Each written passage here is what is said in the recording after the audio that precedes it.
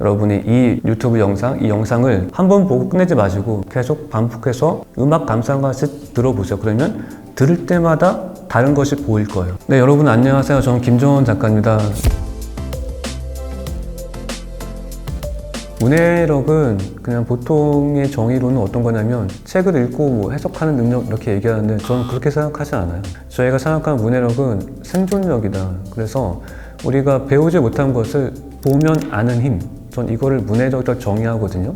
그래서 여러분 아이들이 나이와 상관없이 세상에 존재하는 단어를 재정의할 수 있게 하면 좋겠어요.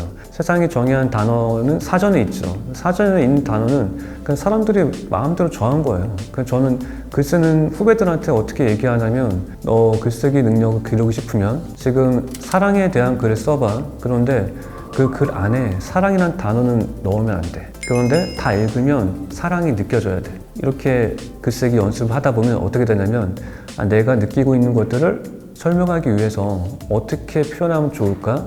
이런 생각을 아이들이 시작하게 돼요. 아이들은 보통 어떤 단어를 통해서 생각을 말살하냐면 너무 대박, 헐, 소름.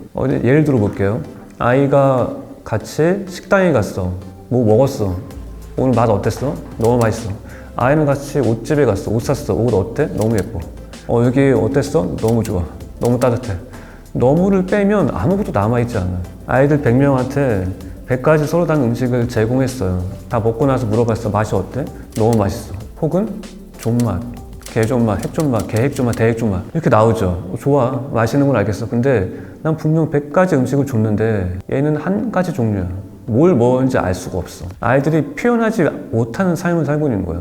아이들이 메신저를 하잖아요. 메신저 할 때도 이모티콘은 최대한 활용하지 않아야 돼. 왜냐면 이모티콘이 인간이 활용할 수 있는 가장 섬세한 감각을 대신하고 있어요. 뭐 슬프다, 행복하다, 힘들다, 고독하다 이런 것들은 내가 표현할 수 있어야 돼. 그래서 아이들이 너무 대박, 헐, 소름 이거를 사용하지 않게 하고 이모티콘 사용 줄이고 그리고 글쓰기 할 때 말줄임표 쓰지 말고 느낌표, 물음표 쓰지 말고 어떻게 해야 되냐면 다 읽으니까 물음표가 그려져.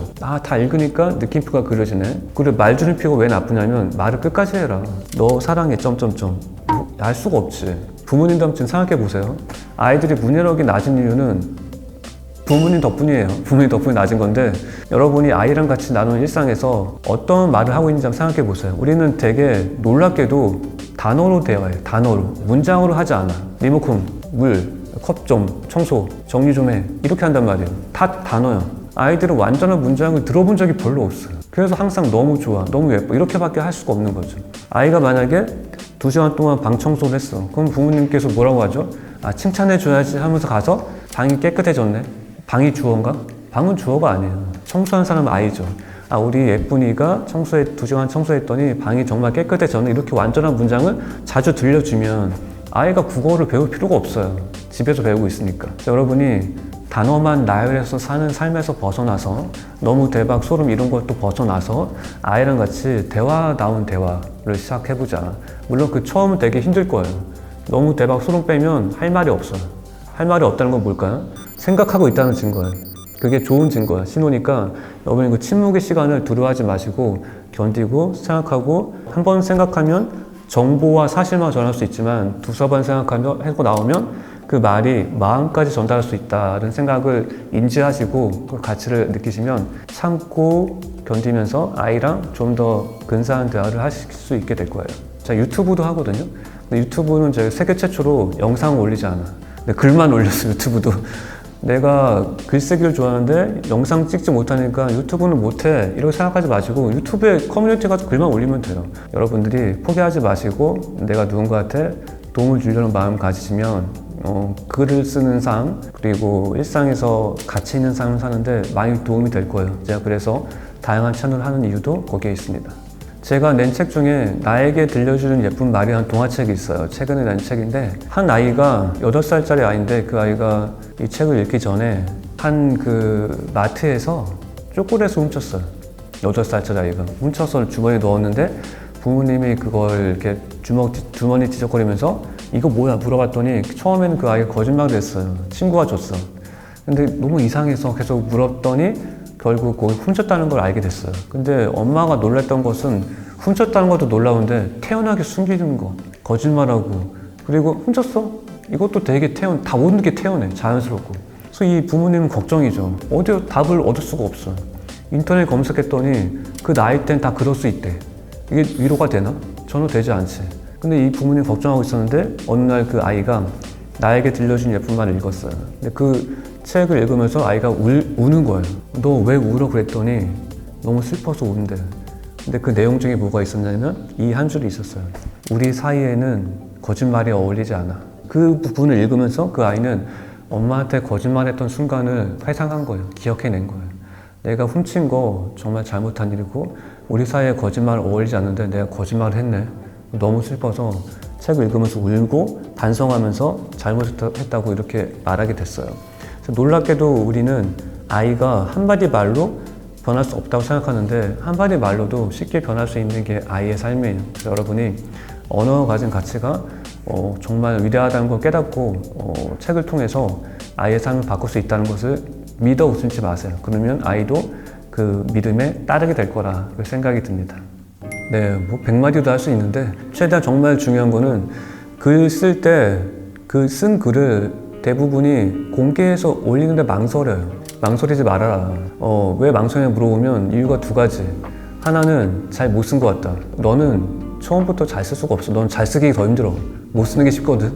그 두 번째는 이게 맞는 건가 틀린 건가 생각하지 말라. 글은 마음을 쓰는 거다. 그리고 마음 쓰는 것은 틀리지 않아. 그러니까 네가 느낀 거, 생각한 거 쓴 거니까 이게 이론에 맞나? 잘 쓴 거 아닌가? 못 쓴 거 아닌가? 누가 뭐라고 하는 거 아닌가? 이런 걸 전혀 생각하지 말고 그냥 매일 하루에 하나씩 최소한 3개 정도, 많으면 3개 정도 포스팅을 SNS 하면서 매일 쓰면 어떤 기적이 일어나냐면 그 글을 읽고 그 글과 마음의 결이 맞는 사람이 당신의 글을 읽게 돼요. 구독자가 되죠. 그럼 어떻게 될까요? 나를 아는 사람들이 많아져요. 그러면 그 구독자가 점점 늘어나죠. 구독자가 또 자기 지인 중에서 이 글을 읽으면 도움이 되는 만한 지인을 또 초대해. 그럼 그렇게 해서 10,000명이 돼. 그럼 10,000명이 되면 나는 이제 그 10,000명을 어떻게 부를 수 있을까요? 나를 아는 10,000명. 그럼 나를 아는 10,000명을 유지하기 위해서 내가 해야 될 건 뭘까요? 하던 거 계속 하면 돼요. 계속 글 쓰면 돼. 그럼 그 10,000명이 10만 명이 되고 100만 명이 돼요. 제 인스타그램이 지금 23만 6천 명이나 되는데 한 명에서 시작했죠. 그때부터 저는 아무도 없을 때 제가 쓰고 싶은 글을 썼고 그 글이 뭐 많을 땐 하루에 5,000명씩 팔로워가 늘어나고 그러면서 늘어났거든요. 그럼 여러분이 쓰고 싶은 글을 써라. 그러면 이제 그 글과 마음의 결이 맞는 사람이 찾아오고. 근데 만약에 여러분 글을 쓰지 않는다면 여러분 자주 화를 낼 거예요. 왜냐하면 내 마음을 표현하지 못하고 살고 있기 때문에. 당신이 어떤 사람인지 주변에서 몰라. 글로 안 썼으니까. 근데 글로 쓰게 되면 알게 되죠. 소통하게 된단 말이에요. 그래서 여러분이 글 쓰면 사는 삶을 살게 되면 인생의 분노가 줄어들고 행복이 늘어난다. 그 사실을 알고 있으면 쓰지 않을 이유가 없겠죠. 네, 저 조승우 작가님 스몰빅 클래스 유튜브 제가 정말 좋아하는 유튜브인데 거기에서 마음 우체국이라는 프로그램을 해요. 거기서 하는 게 뭐냐면 부모님과 아이들이 교환일기 쓰는 거예요. 이 교환일기 쓰면서 어떤 변화가 일어나냐면 서로의 마음을 알게 돼요. 이게 왜 중요하냐면 그동안 부모님은 공감을 하지 못했어요. 근데 공감을 못하는 부모님은 없어요. 표현하지 못하는 부모님만 있을 뿐이지. 근데 그걸 어떻게 표현하느냐? 글로 표현하는 거예요. 처음에 교환일기 쓰자고 할 때 처음에는 어떻게 되냐면 짝사랑처럼 돼. 부모님만 써. 내 아이는 언제쯤 나의 글에 답장을 쓸까? 근데 그러고 포기한 부모가 있는데 그걸 포기하지 않고 2달, 3달 지나면 드디어 아이가 답장을 쓰기 시작해요. 그게 바로 마음이 전해진 거예요. 여러분은 내뱉은 사랑이 드디어 아이 마음에 도착하는 거죠. 여러분도 한번 그걸 한번 시도해 보시면 어떤 또 변화를 이룰 수 있냐면 한 아이는 그 마음 우체국에서 제 책을 많이 읽은 아이가 있어요. 그 아이가 있는데 하루는 부모님과 같이 교환일기 썼는데 그 아이가 8살짜리 아이인데 제가 쓴 글과 비슷한 뉘앙스의 글을 일기로 쓴 거예요. 어떻게 사람은 놀랍게도 어떠냐면 자주 보고 듣는 말과 언어에 되게 영향을 많이 받아. 쉽게, 되게 빠르게. 근데 그 아이는 제 책과 제 강연, 제 이야기를 잘 듣다 보니까 저처럼 생각하게 된 거예요. 여러분이 내 아이가 어린데 할 수 있을까? 이런 질문 다 그냥 버려버리세요. 글 쓸 때 당장 쓰지 못한다고 난 못 써 이렇게 생각하지 마세요. 글 쓰려고 책상에 앉은 것도 글 쓴 거예요. 앉아서 뭔가 고민한 것도 한 줄도 안 썼으면 쓴 거예요. 아이를 볼 때도 마찬가지. 너 책상에 앉아서 뭐 했어? 2시간 동안. 이렇게 얘기하지 마시고 오늘 2시간 동안 쓰려고 앉아 있었네? 그것도 쓴 거야. 내일은 한 줄 써보자. 이렇게 조금씩 크게 보면 돼, 글쓰기를. 좁게 보지 말고 쓰려고 생각한 것도 쓴 거다. 이렇게 생각하시면 조금 더 쉽게 다가갈 수 있을 것 같아요. 여러분은 그 기적을 한번 체험해 보시길 바라겠습니다.